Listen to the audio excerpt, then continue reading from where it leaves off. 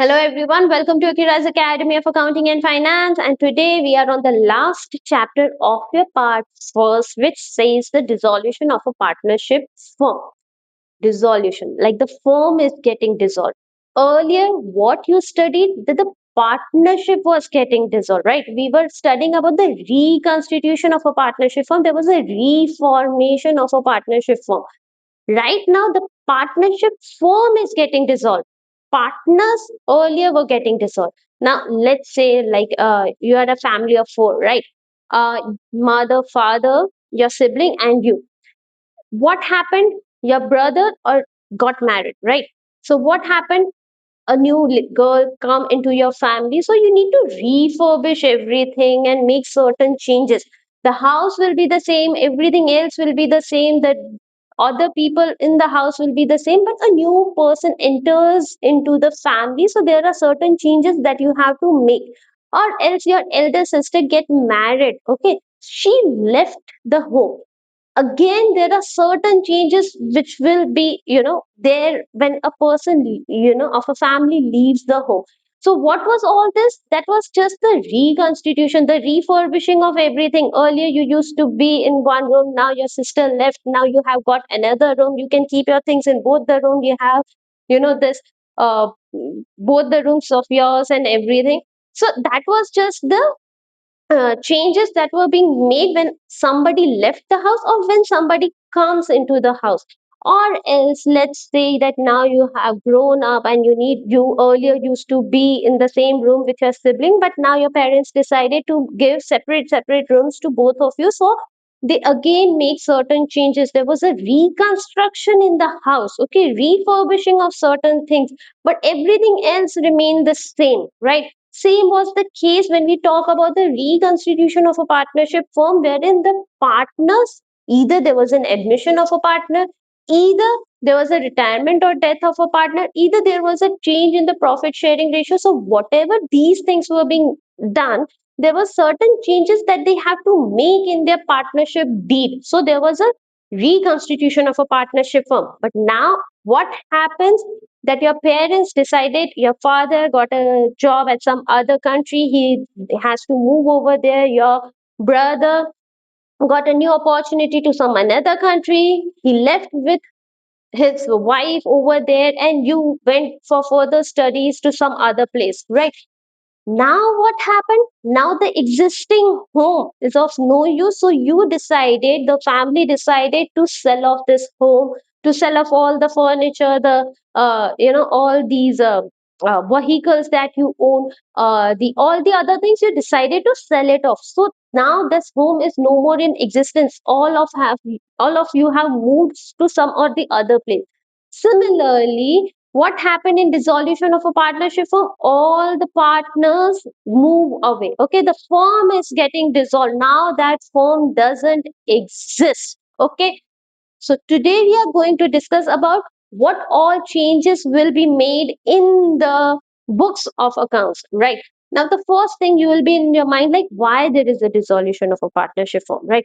Now, why there is a dissolution? Maybe they agreed, there was an agreement, like they agreed to, now, okay, now we don't want to continue with this particular business, and we want to move to some other place or some or the other reason. By agreement they decided, okay, let's just dissolve this firm, let's just close this business. So one could be by agreement, the second could be the compulsory dissolution. Compulsory dissolution, that all the partners or all but one partner becomes insolvent. Insolvent means that other partners don't have sufficient money, they are into financial crisis, so all of them become insolvent, right? Now, what does the partnership says? Partnership agreement says that there could be two or more than two partners. Now let's say out of five partners, four partners become insolvent, so there remains one person, okay, and one person cannot be considered as a he cannot carry on, like as per the partnership agreement, you cannot carry on the business, there has to be two or more than two partners. So if all the partners or all but one partner become insolvent, then there is a compulsory dissolution. Second situation could be that the business becomes illegal. Now you will say, what does that mean? You are carrying on a business, it was going on smoothly, everything on fine. How all of a sudden it can become illegal? Let's say you are into a business of a firecrackers. Now you all know that the AQI is becoming so low. Okay. So the government decided in that particular state, let's say a particular state, the government decided that during this Diwali, there will be no firecrackers. Nobody is allowed to sell those firecrackers, right? So the partners were formed for, to sell the firecrackers. All of that business, all of a sudden, that business becomes what? Illegal. So there is what? A compulsory dissolution of the firm. Okay. Third situation could be when it becomes unlawful. Now you will be like, unlawful? What is the difference between illegal and unlawful? Illegal, as I said, that you were carrying on a business, but now it is not legal. Now it is not, allowed to carry on that particular business. Unlawful could be like, you all know this war is going on between America and Iran, right? Now there were partners. One person was from Iran, one person was from America. Both was carrying on the business. Everything was going fine, but all of a sudden this war situation came, and now you cannot carry on the business with the enemy nation, right? That is why they have to compulsory dissolve that firm. So that is the compulsory dissolution of a firm when it becomes unlawful. The third situation could be happening of certain contingencies, happening of certain events, like expiry of the term. When you started this particular partnership from certain business, you decided, all the partners decided that we will carry on this particular business for 5 months or for 5 years or for 1 year. That was the duration. Now that duration is over, so there is a dissolution of the firm. Second could be the completion of the venture. You decided to carry on the business for a particular purpose. That purpose is over now. That joint venture is over now. So what you need to do? You need to dissolve it. Third situation could be a death of a partner. Two partner, one of the partner dies. Okay. So one partner cannot carry on the partnership firm. It's not allowed. So the death of a partner, or else they decided that out of the four partner, if any of the partner pass away, we will dissolve this firm, right? Or the fourth event could be adjudication of a partner as an insolvent. The law has declared a particular partner as an insolvent. That particular partner has become insolvent. So they need to, this particular, because of this particular event, they need to dissolve that firm.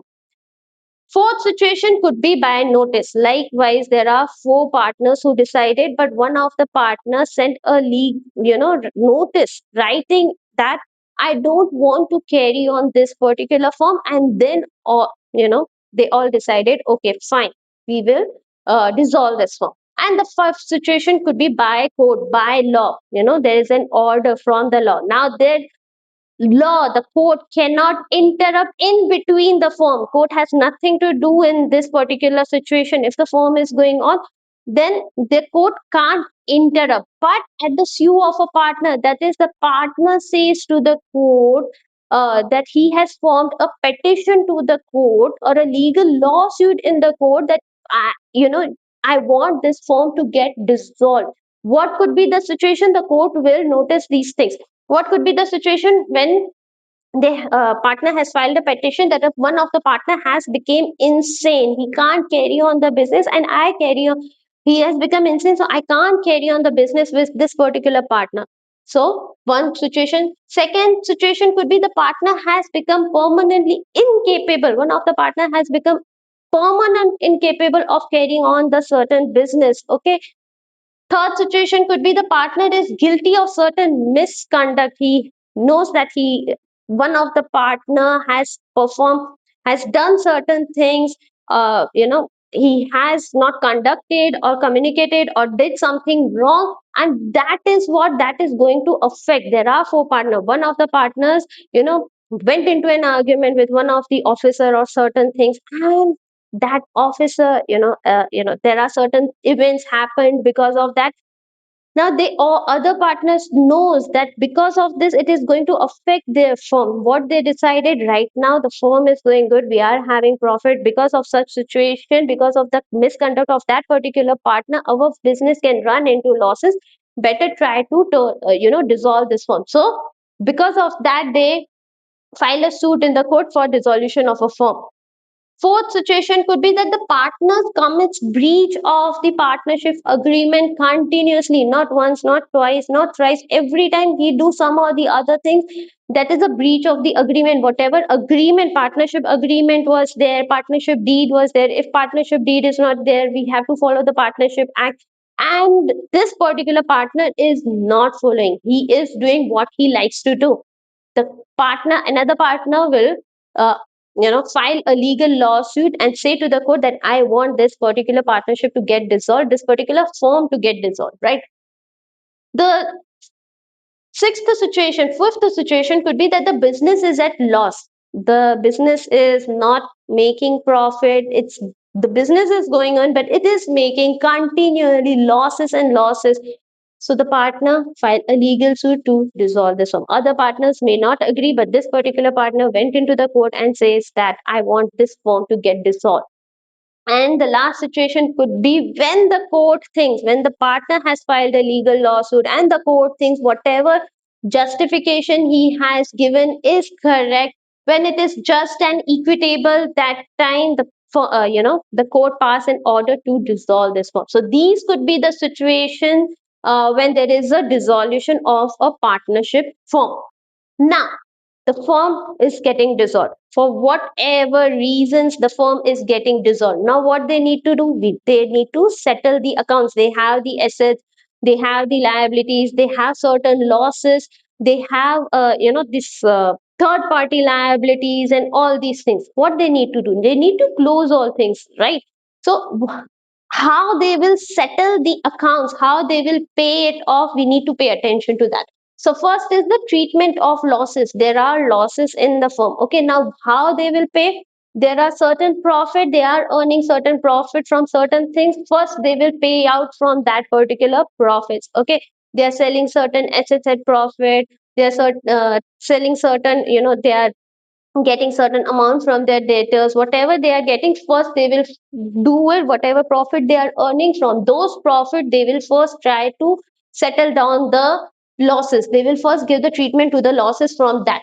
If those profits are not sufficient enough, then they have to take out the money from the partners capital account. They can't give money to the partners. First, they need to take that money and settle off the losses. Then they will give money to the partners, the capital amount which is due to them.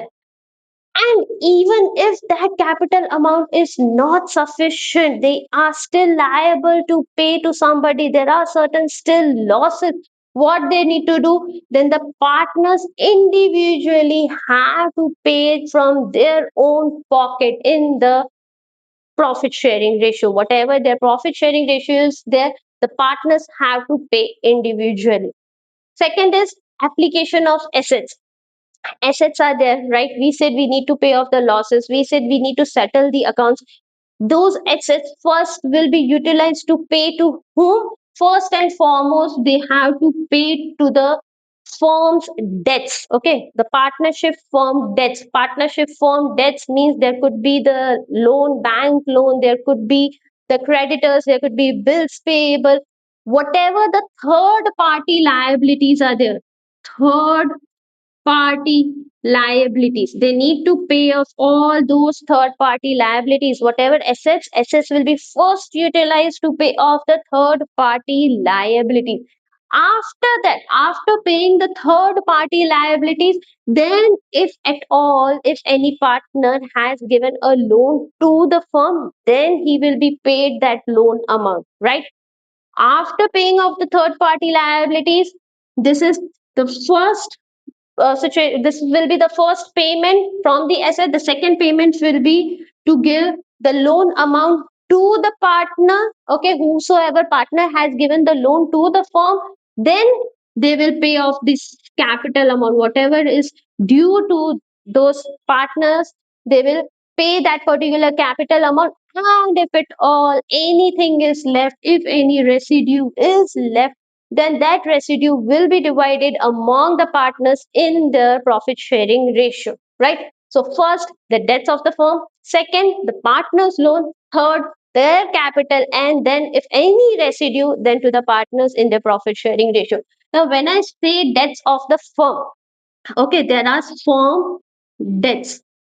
Okay, the firm debts first will be what we said, that the firm's debts will be paid off from firm's assets. Okay, firm's asset, whatever asset the firm is having, from that they will pay off the firm's debts, that is the third party liabilities. If at all anything is left, will be given to the partners in their profit sharing ratio. Okay, but let's say the partners are having certain debts. Okay, the partner has taken certain debts from outside, partner has taken certain loan amount from outside. We can't first pay the partner's debts from the first debts. First and foremost, from the firm's asset, we cannot pay to the partner's debt. First, we need to pay the firm's debts. After that, that firm asset will be divided among the partners in their profit sharing ratio, and from that particular share, whatever they are receiving, the partners will pay off their private debts. Okay, this is partners debts are known as private debts. There are that is their private debts. Okay, but let's say they have their private debts and they have their private property. Okay, private property. Now let's say the firm paid off their debts from their assets, but still they are having certain debts. Firm's debts are more than the firm asset. In that situation, we can't take the private property of the partner first. Okay, what in this situation, private property first will be paid off to the partner's debt. First, private property will be utilized to pay off the partner's debts, first to the partner's debt, and then the second will be the firm's debts. Okay, first they need to pay off the partner's debt. After that private property, we will pay off the firm's debts. Okay, let's say the partner has taken a loan. That loan amount will be settled from the partner's property amount. If at all any due is left, then it will be paid to pay off the firm's loan amount, right? Now, in this situation, you need to understand that private property does not include the family's property, does not include family's property. Let's say there are certain houses which belongs to the partner's wife and children. So that is a separate thing. That is not the partner's property. Family property is not partner's property. Family's property will not be utilized to pay off any of the debts, neither to the private debts nor to the firm's debt. So you need to understand that firm's debts are there first, from the firm assets they have to pay, and then the residue, whatever is left, will be given to the partners. Even though they have debts, they will be given to the partners in their ratio. But let's say firm debts are more than the firm assets, then partners' property will be utilized, but partners' debt first will be paid out, and after that, firm's debts will be paid out. And this property, partners' property, will not include family's property. Of the wives and children's property will not be included to pay off any of the debts. I hope you got it. How the accounts will be settled, how we will make the payment. Next, we will see how the journal entries will be passed. Now let's talk about the accounting treatment, right? Like, now we have to close the books. Whatever assets, whatever liabilities that is there in the firm, we need to close all these things, because the firm is going to get dissolved, right? So what is there in the books, in the balance sheet? There are non-current assets, intangible assets, fixed assets, investments. There are certain current assets, inventory, status, cash and bank balance, and there are certain fictitious assets. Moreover, on the liability side, there is the capital of all the partners, reserves, surplus, secured loan, unsecured loan, and current liabilities. Now, these all accounts are there. right? What we need to do, we need to close all these accounts, all the assets and liabilities account, we need to close it, and we need to transfer all the assets and liabilities and asset bearing few to which account we will open a realization account. Realization account, all the assets and all the liabilities will get transferred to the realization account. Like when we talk about assets, even the intangible assets, fixed assets, investment, inventories and debtors, all these things, okay, they will get transferred to realization account, not the cash and bank account and not the fictitious assets account, right? We need to open the bank account, we need to keep it open. So all these things will get closed. Okay, they have a debit balance, they will get closed, we will credit them. Which account will get debited?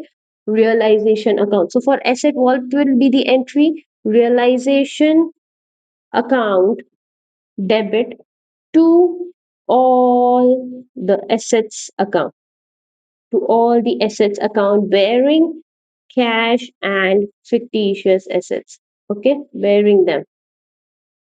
All the other assets will get transferred on the debit side of the realization account, right? Then we'll come on the liability side. Liability side, there are these third party liabilities.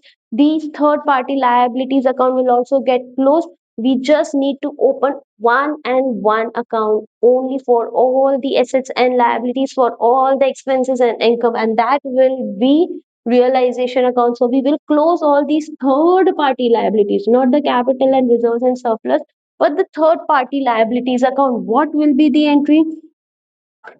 Third party liabilities account debit to realization account. Now in this situation, you need to make sure that there are certain reserves, like investment fluctuation fund, or else there are certain provision for bad and doubtful debts, there is a provision for fixed asset, provision for depreciation. All these accounts will also get closed. We need to transfer debtors at the gross amount. Provision for bad and doubtful debts, whatever the provision we have kept, that account will get transferred on the credit side of the realization account. Moreover, provision for depreciation, we will show the assets. If at all the firm is maintaining a, you know, provision for depreciation account, then we need to show the assets at the gross value, and we need to transfer the provision for depreciation account on the credit side of the realization account. So this is how the assets and liabilities got transferred. Now next, what to do? We need to open the cash and bank account because the money will get transacted.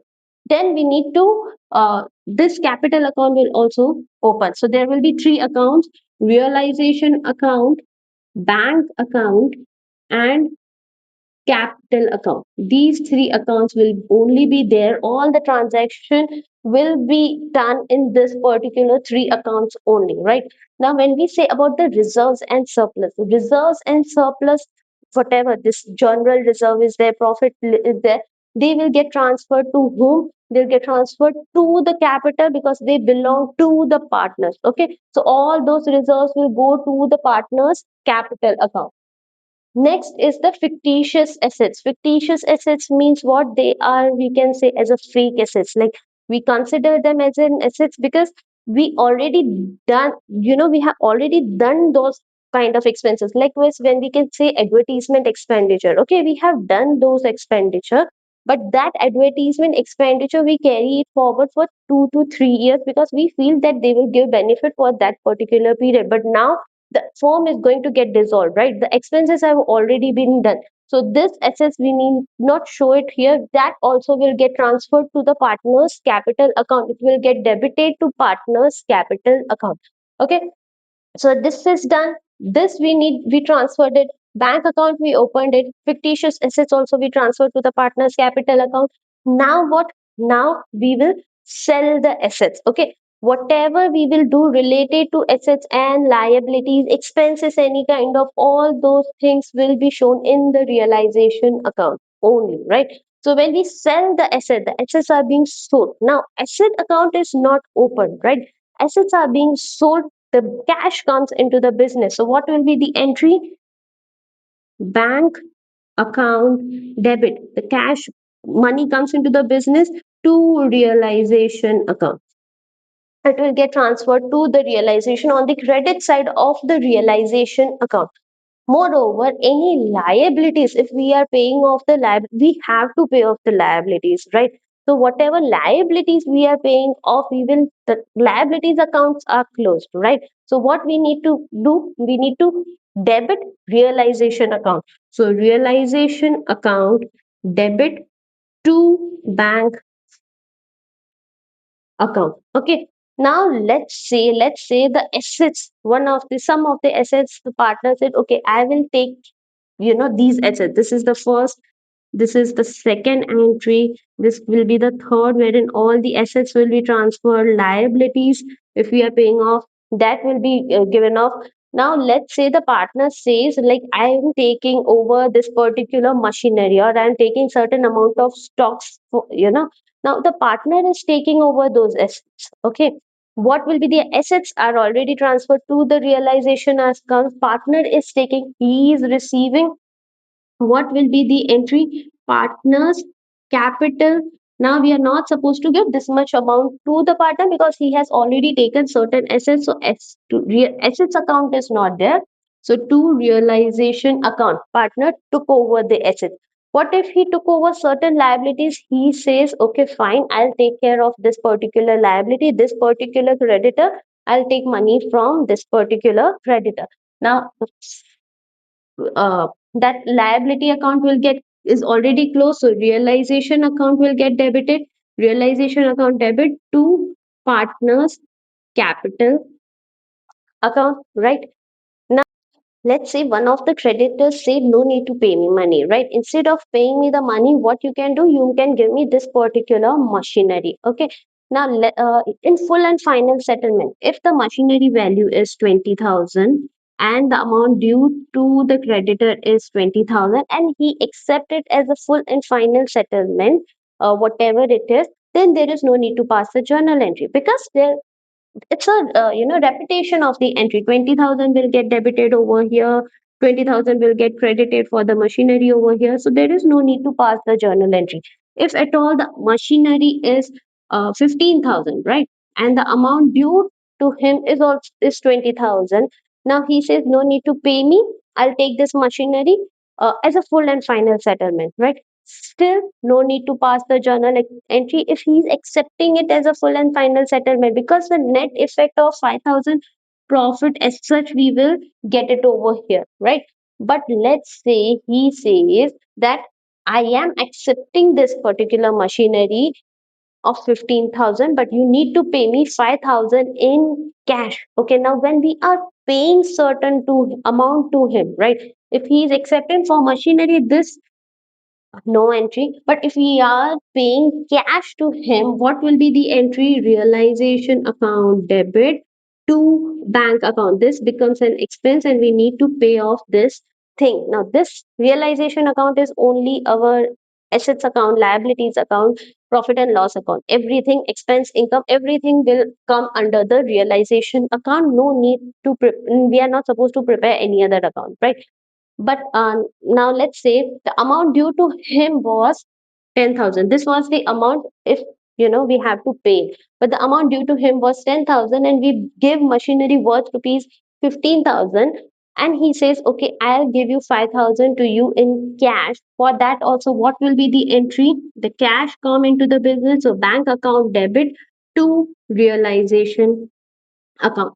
Okay, to realization account. That is an income which will get transferred on the credit side of income, credit side of realization account.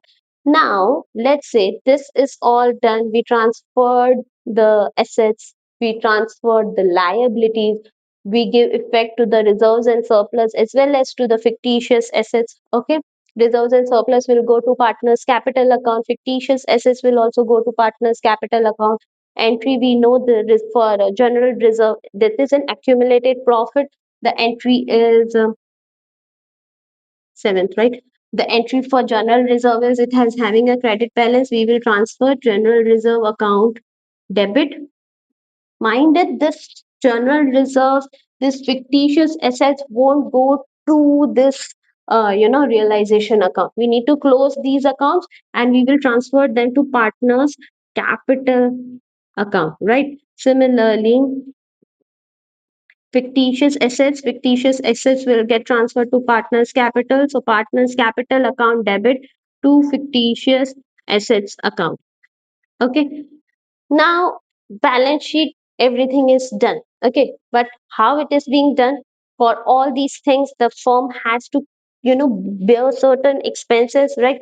Likewise, nobody will come and get to know that this particular firm is getting closed. They have to put in advertisement, they have to approach to the people, to sell off certain assets, investments and all these things. They have to approach the daters. For all these things, they have to bear certain expenses, right? Now, what are these expenses called? They are called as realization expenses. Realization expenses to do all this particular work. There are certain expenses they have to incur. Okay. Now, let's say the expenses are to be like usually it will be borne by the firm. The firm will only pay for these expenses. Okay. The firm is paying the expenses. Where what will be the journal entry? The realization account debit all expenses and losses. So realization account debit to bank account. Okay, cash goes out. So to bank account, this will be the entry when the realization expenses are being borne by the firm. But let's say the partner says, I will bear the realization expense. Okay, you pay me later, right? He approaches to the people, he put an advertisement everywhere and all these things. So he is paying. Okay, he is paying. To him, who is liable to pay? The firm. Okay, this is the realization expense only. What will be the entry for that? Realization account debit to partners capital. It becomes we become liable, the firm becomes liable to pay to the partner this particular realization expense amount, right? He is just bearing the expenses. He has taken the responsibility of bearing the expenses, right?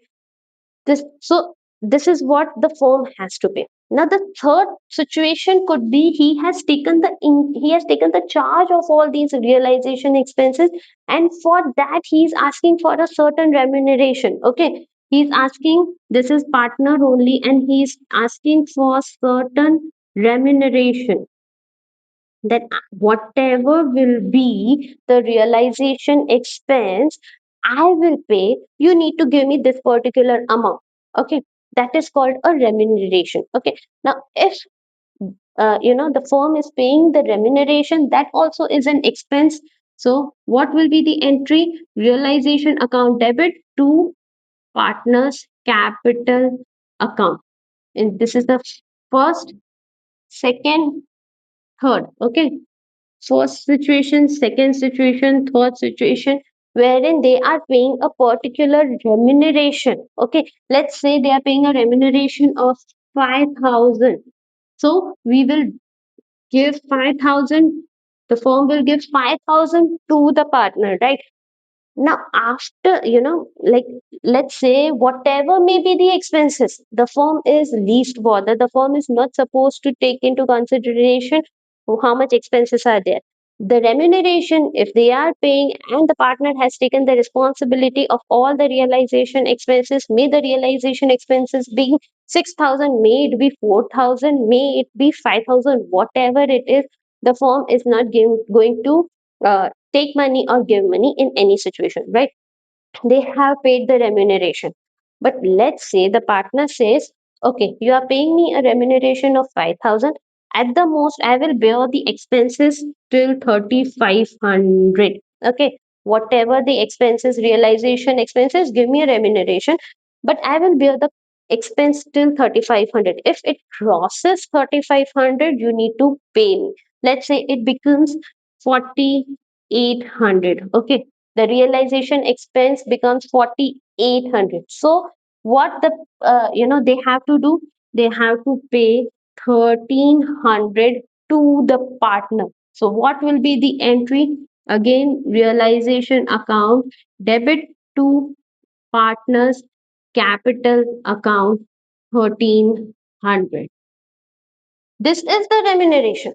Okay, this is not related with all these things. Okay, if the partner says that I will bear the expenses up to this much, if it exceeds this much, the firm needs to pay me whatever extra amount I am paying, the firm has to pay. Okay, second situation could be he has taken the remuneration, right? Now, instead of he paying the expenses, the firm pays the expenses. The situation could be, this is the remuneration, we have passed the journal entry for it. Now, let's say the expenses turn out to be 6,000. Okay. This realization expenses were being borne by the firm. The firm pays to a certain, to the advertisement. For the advertisement of realization, the firm pays 6,000 rupees. Now, whose liability it is to pay to the firm? Partners, because he took the charge of paying off the realization expense. So, for this, what will be the entry? The partner has to pay the 6,000 rupees. So partner's capital account will get debited. Partner's capital account debit to bank account 6,000. Fine, got it. This is how it will work. And instead of, let's say, the remuneration, he accept a certain assets, he accept a certain stock worth rupees 6,000. Okay, worth rupees 6,000, right? You need to make sure if he is taking the asset, when we talk about here, okay, when he is taking a certain assets, just like that, the entry is partners capital account debit to realization account. The asset is going out, and partners capital account, we are, the liability will reduce towards the partner. Here, in this situation, instead of the remuneration, he is taking a certain asset, let's say the stock or the investments. Okay, he's taking over this investment, then there is no need to pass the journal entry. Why so? Because it will be a double entry. Okay, it will, it's going to, set off it. So there is no need to pass a journal entry for it. Okay, after all these things, what happened after, selling off certain assets, after paying off the liabilities, after all the realization expenses, there will be either realization profit or realization loss. Okay, we'll make this realization account, there will be either profit or there will be loss. If there is a profit, it will goes to the partner. Realization profit, realization account will debit to partner's capital account. And if there is a loss, that loss also has to be borne by the partner. So partner's capital account debit to realization account. Profit happened, loss happened, we now need to, everything is settled down, now we need to close partners capital account and the bank account. So whatever amount is due to the partners, it will be equivalent to the amount remaining in the bank account, cash and bank, whatever it is, it will be the same. Okay, let's say if it is not same, right? If partner's account is still debit, is still having a, a debit balance, and then in that situation what need to do, that means there is a scarcity of funds. Okay, so partner need to bring in that particular cash. Okay, partner bringing in the cash in the form bank account debit to partner's capital account. If only one partner is account is having a debit balance, then other partners having a credit balance, bank is not having a sufficient balance, then that means that particular partner needs to bring in the cash. So bank account debit to that particular partner's capital account, and the amount due to the partner will be paid off partner's capital account debit to bank account. So this is how we will give the accounting treatment to all these things. I hope you got it. In the next video, in the next, not next Wednesday, we will take one illustration wherein I will try to cover all these points at the max possible. I just want you to go through this concepts, start doing certain illustrations. Next video, we are going to take it. I hope you got all these things. See you next Wednesday. Till then, thank you very much.